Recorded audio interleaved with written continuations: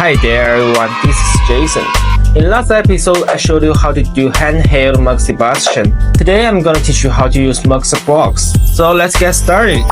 First off, we are gonna take a Mox stick that's 1.8 centimeters in diameter. Insert it into a magnetic needle, and then use a windproof lighter to light up all cross section before placing it into the box. Once that's done, you can put the lid on, wrap the band around, and start Moxibustion on the active points you want.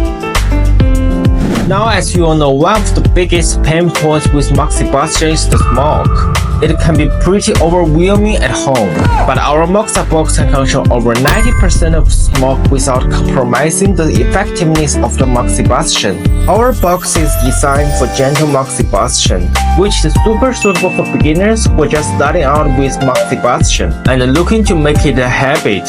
So if you've got any more questions about Moxibustion, feel free to leave them in the comment section. Don't forget to subscribe me. Thanks for watching and stay well.